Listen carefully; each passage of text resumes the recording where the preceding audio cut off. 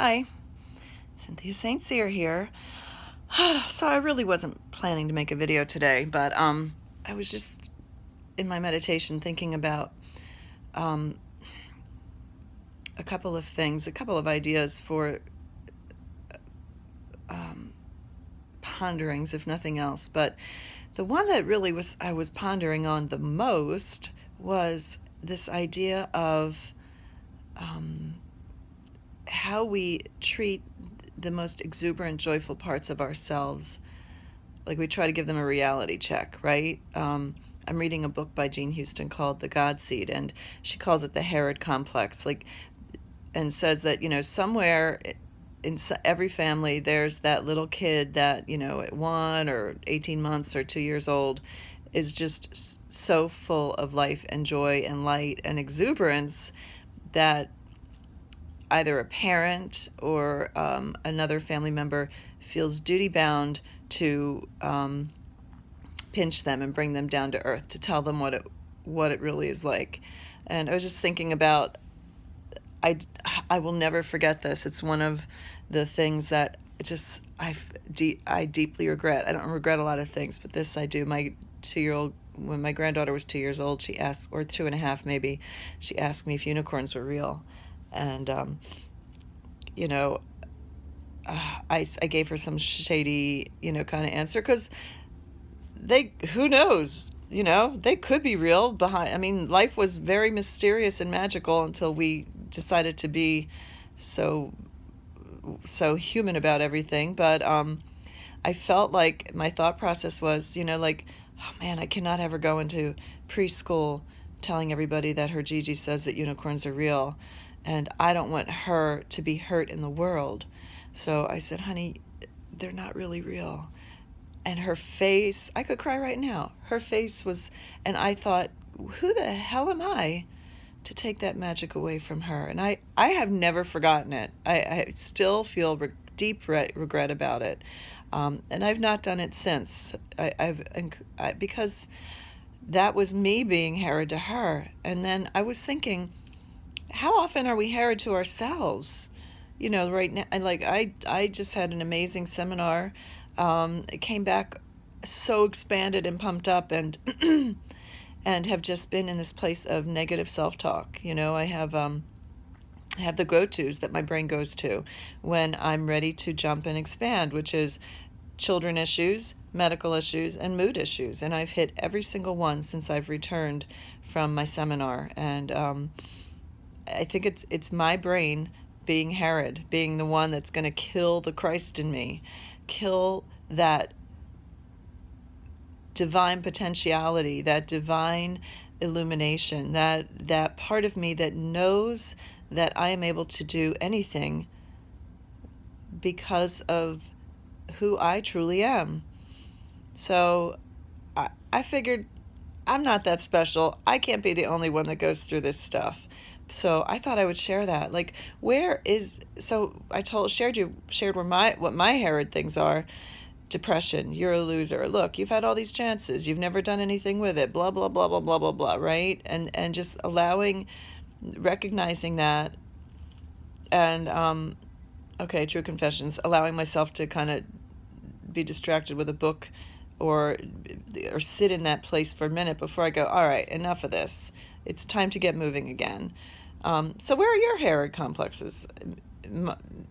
Kids always come up for me. Medical, all the time. I'm a nurse practitioner. I know the bad stuff that can happen. And I never really knew how powerful I was until, I've seen this pattern for years now. So, and I'm a little slow in the uptake. So now I'm like, okay, I see what's happening.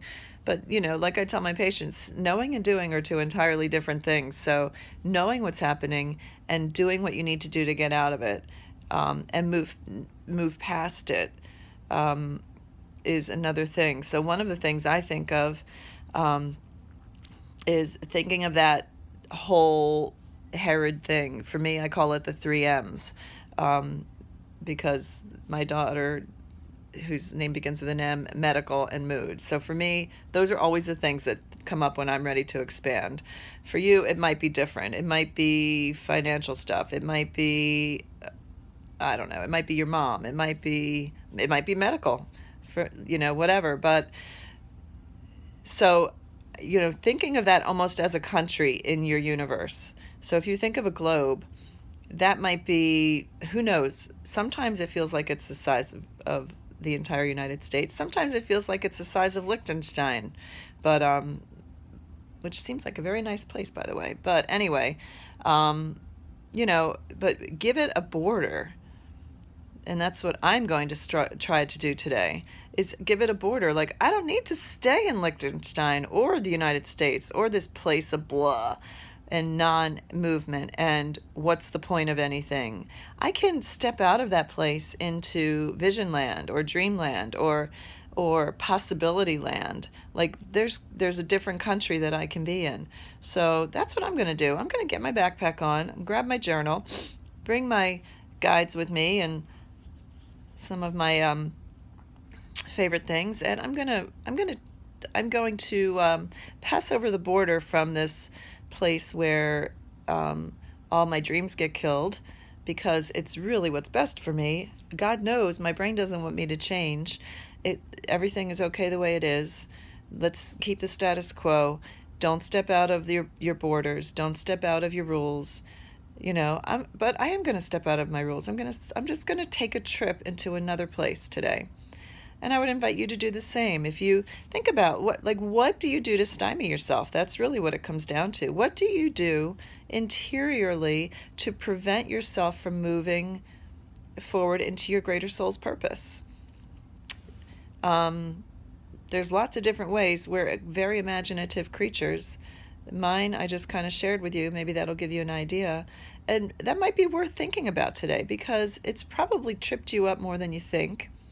And becoming aware of it is the first step. And then, I invite you, picture it, draw a map. I mean, okay, this is the map of blah. This is the map of no possibility. This is the country. It takes up this much space. But look, I have this entire rest of this map that is not that. And move into that. Move into the other countries that, where life is good and you have all you need provided for you, and you're lit up every day, and you're full of joy and love, and you're living your soul's purpose and soul's destiny, and you feel connected to each other, to yourself. You feel connected to the divine. You feel connected to other people and nature. I mean, that everything just flows. There is the land of flow. So see how that feels. For me, that's what I'm going to do today. So I just thought I would share that, because as I said, if I were I have to believe that everyone does this to some extent. And I know we do, because our critter brain does not like change.